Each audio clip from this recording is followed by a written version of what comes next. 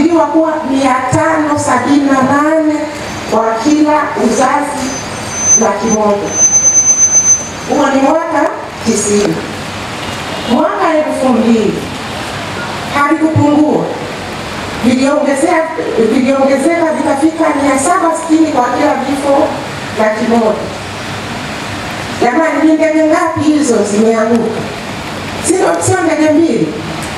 Na mnajua inapoanguka ndege commotion inayokuwepo, watu wanalipwa fidia nene.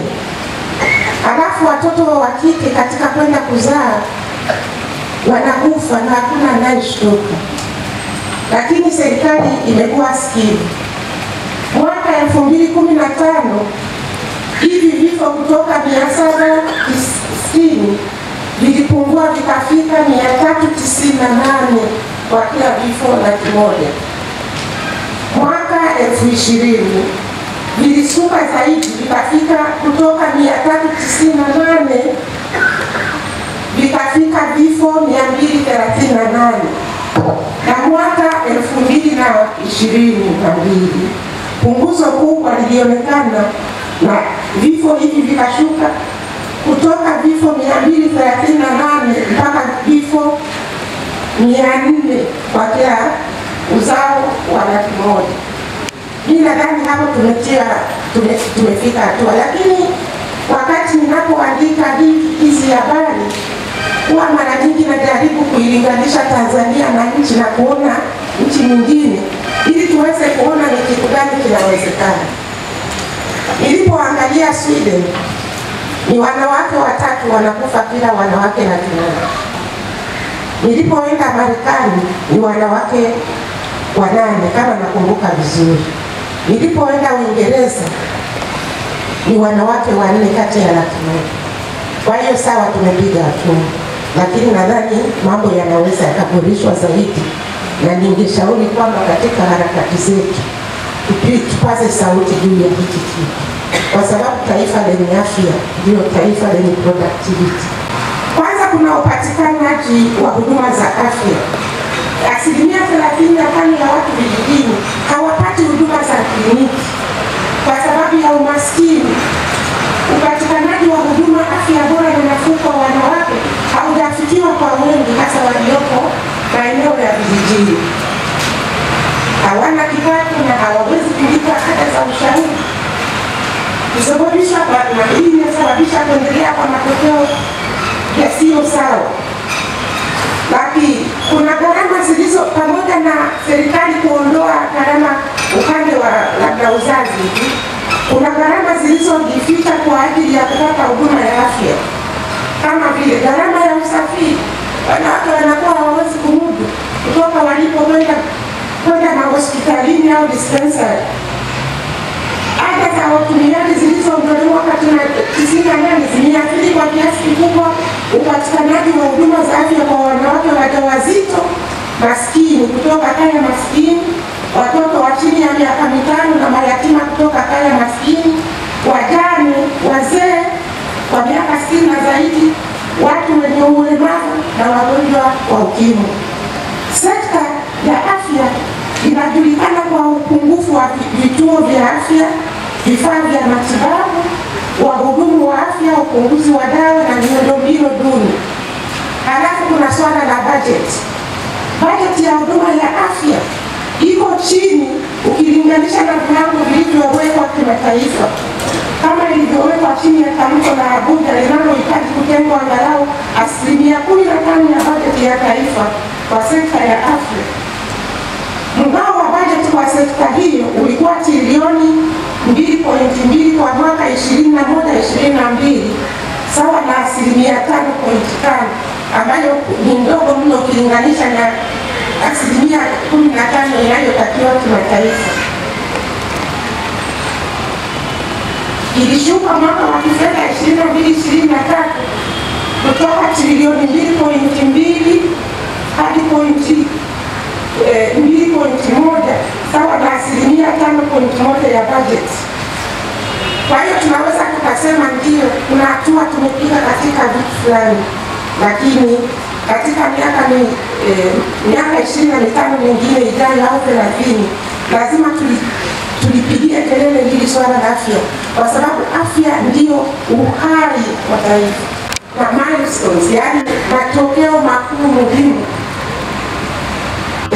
katika sekta ya elimu. Kwa nini nachagua elimu? Tusingekuwa hapa kama sio kwa elimu tuliyo nayo, au vipi wenzangu?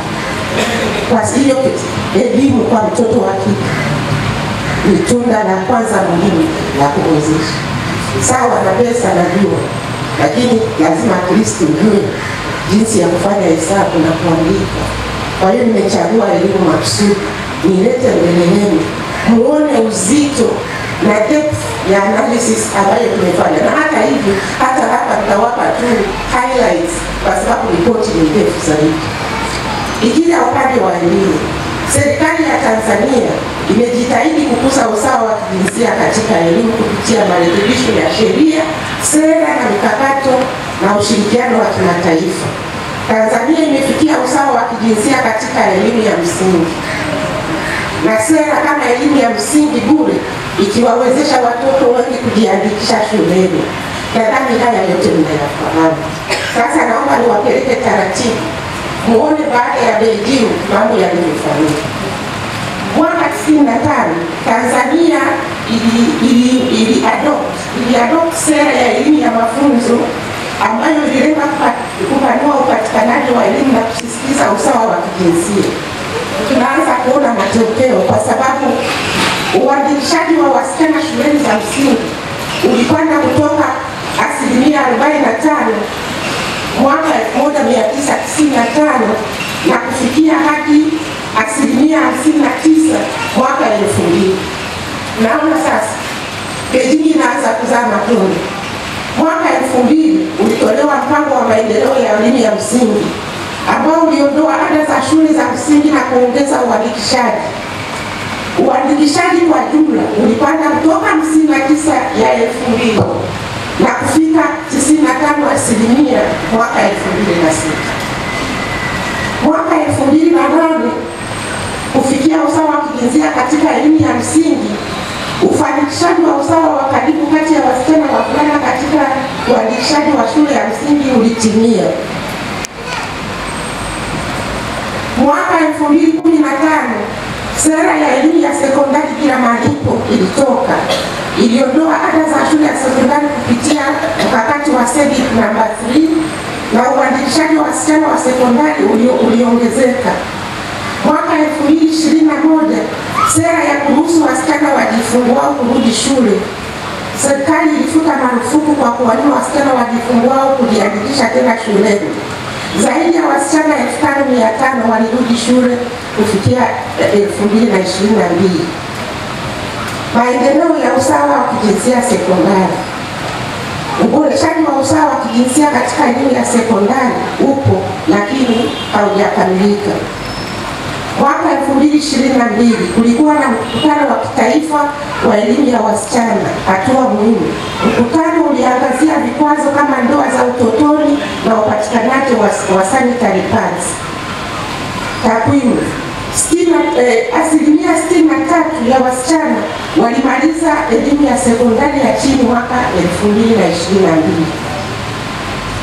Kwa hiyo tunaweza tukasema maendeleo yamekuwa incremental, yamekuwa taratibu, lakini hakuna mahali tumesimama. Tumezidi tu kukaa. Kwa nini? Kwa sababu ya Beijing.